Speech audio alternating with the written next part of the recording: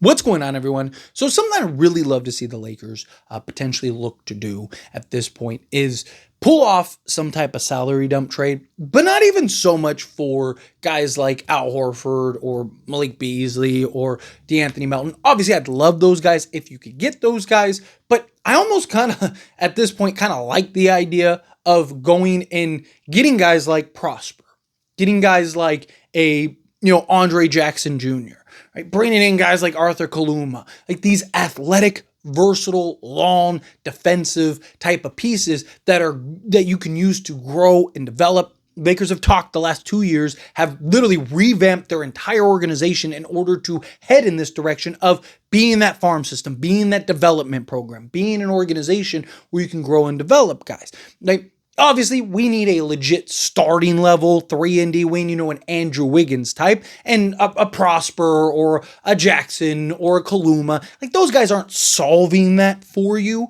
but gives you that youth, that athleticism that can help kind of get you through, on top of a Dude Theroux and Bronny James, get you through an 82-game season. And then once you get to the playoffs, you're narrowing that down to like 8 to 10 guys at most, probably closer to 8 or 9 guys. And you can now go in and make that move for whoever, right? Like an Andrew Wiggins, or, maybe it's an RJ Barrett, or maybe it's somebody else we're not even thinking about. Maybe it's a Matisse Thybulle or whomever, right? But start to collect and really carve out that identity that you're trying to build around Luka Doncic, right? And get those young, athletic, versatile players, right? The Milwaukee Bucks, at least at the time of recording this video, depending on when you're watching this video, it's very possible that they've already waived him.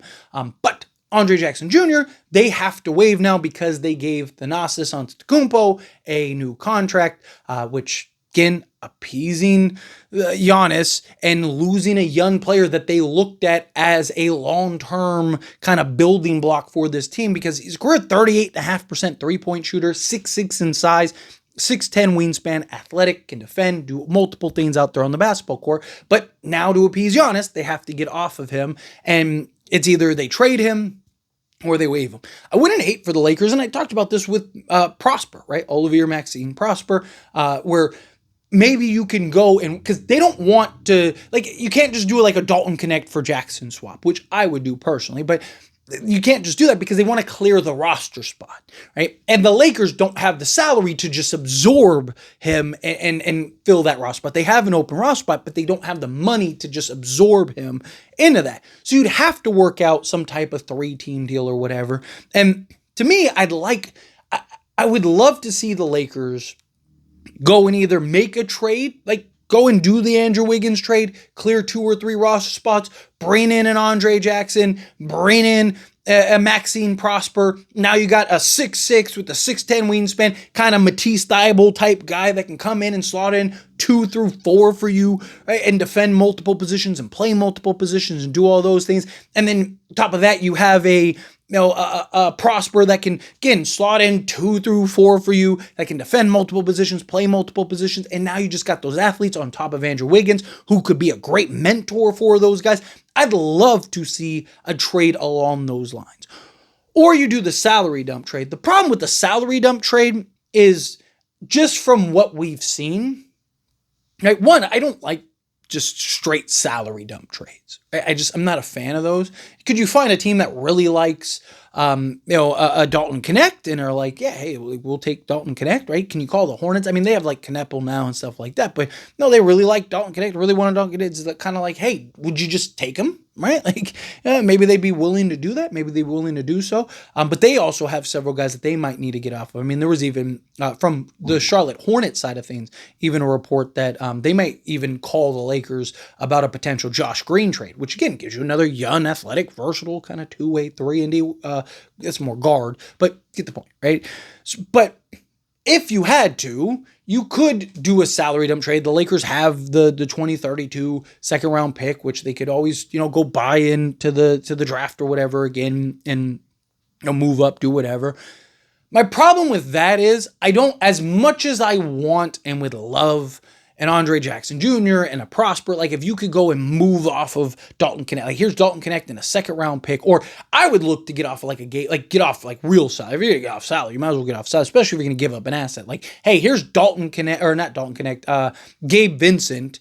Right, here's a Gabe Vincent and a second round pick, clear 11 million off your books, clear 2 roster spots, and then bring in a Jackson and a Prosper. Right now you got 2 young athletes, cleared a bunch of money off your books. And now you have that flexibility, and then you could still make a big splash trade or whatever. And then if you need to open up a roster, you have the salary now to fill that out. So I could even open up the potential for a move later on down the road. So ideally, if you're going to do a salary dump trade, I'd probably do something like that. You can do the same thing with Kleba or whatever, but kind of like the idea of like a floor spacing big, especially if now you have Bronny, you have Marcus Smart, if you were to bring in an Andre Jackson or whatever. The issue with that, though, is in order to really justify that, you'd have to bring in an Al Horford or a DeAnthony Melton. You'd have to bring in that veteran guy that justifies losing Gabe Vincent. Same thing with like a Dalton Connect, right? Because if you're just like getting off of one project to bring in another, like, yeah, you could argue you're doing trades, but you're also giving up an asset in order to do that. It's just not justified. But if you're giving up, like, say, that second round pick, and it's like, hey, we're giving up Dalton Connect, the second round pick, but we're bringing in these 2 guys, which is the equivalent of trading. We're bringing in a Malik Beasley that gives us shooting and can help us right now, or DeAnthony Melton that gives us like a 3-and-D guard that sought in either guard position. Then we have the young guys that they could help and develop. And then, like I mentioned, you clear the salary space. So now, if you do pull off an Andrew Wiggins trade later on, and you need to, and now you have an open roster spot, you can fill that spot and have the money to do so. It again gives you kind of those options and that flexibility, right? But again, if you're going to do that, you need to be able to justify it with likely a big kind of signing, a bigger signing. Like, I don't think you could justify it with an Andre Jackson and a Prosper. However, you could do something where you sign one to a 2-way spot. The problem is I don't want to lose like Kaluma. I really don't. Mike, if I'm being honest, Eric Dixon's probably going to get that final 2-way spot just because he's so good offensively and like could already be an offensive player for the Lakers. As soon as this year. But I really don't want to lose Arthur Kaluma. However, if I was to get like a Prosper or an Andre Jackson, guys that have the experience that are similar in age, then I'd be more okay with it. But again, I don't think with Luka, and especially if they plan on keeping Austin Reeves, I just don't think you can have too many 6'7" to 6'8" athletic, versatile wings. Right? You have something that you have that other teams don't is Luka as that offensive engine. Right? So a lot of teams, like, you see Toronto, they've been trying to build a 6'7" athletic, versatile lineup for years now. And it just doesn't work for them because they don't have a 6'7" offensive engine that is, or outside of Jokic, is probably the best in all of basketball. Right? They don't have that luxury. No other teams do other than Jokic and the Denver Nuggets. Right? So if you're the Lakers, you kind of have that edge that other teams don't, to where you can go and start getting all these athletes, get all these guys. Look at what Dallas did, right? Dallas went and they got to an NBA Finals and a conference finals with Jalen Brunson and Kyrie Irving alongside Luka Doncic. Why? Because they had 3 other athletes around them at all times. Like Derrick Jones Jr. was like the 15th guy barely scraping by on the Chicago Bulls to being the starter premier 3-and-D wing in the league that year. And it was like, where did this come from? And it's because Luka's so good, made him look that good. And on top of that, he's just one of the best athletes in all of basketball. Right? So he was the lob threat. He actually had a good shooting season, right? Everything just kind of culminated and came together.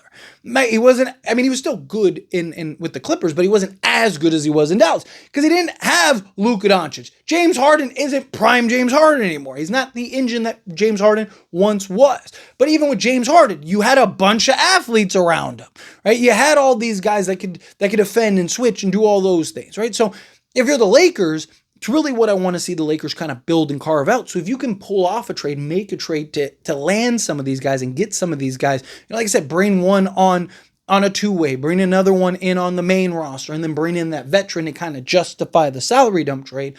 Or, again, can you pull off a 3-team trade? I would love, in a perfect world, in a perfect world, right? They still haven't signed Zaire Williams. And at least at the time of recording this video, Zaire Williams and Day'Ron Sharpe.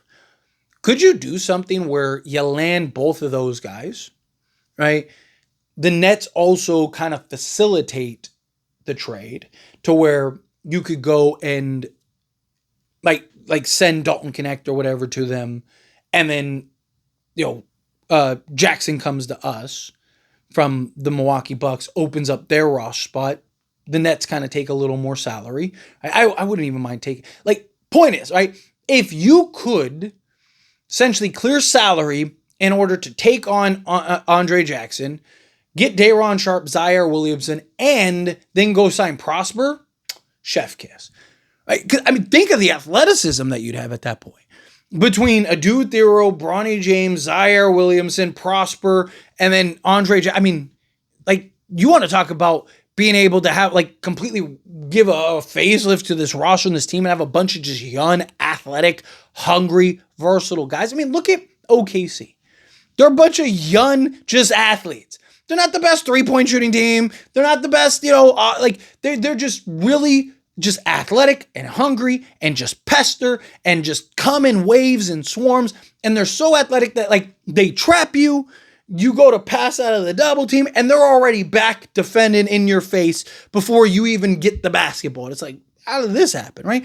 That's what I want to see the Lakers be, but with a bunch of 6'7" guys, right? A bunch of hyper athletes that have long wingspans and can hit shots. And again, you only have to be right on one or two of them. If you're just right on, say an Andre Jackson and an Adu Thero, you're in the green. It's money.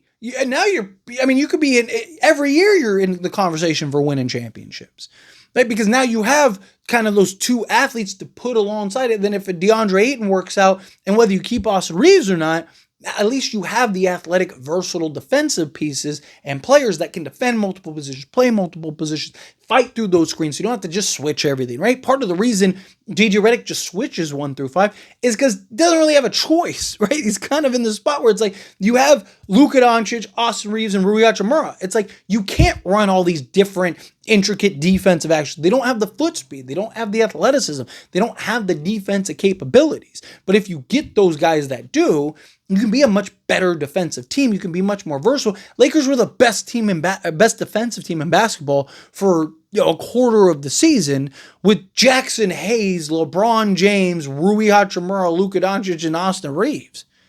Imagine what you could be. Imagine how good JJ's defense could be if you had these athletes that could defend and switch and do all these things. But anyway, as always, this is a discussion. I pass the question to you. Let me know your thoughts and opinions down in the comments. That being said, if you haven't liked this video, hit that like button. Helps me out. So we enjoy these types of videos, and I truly appreciate it. Not subscribe channel, hit that subscribe button, turn on the bell notifications. Appreciate y'all. See you in the next one.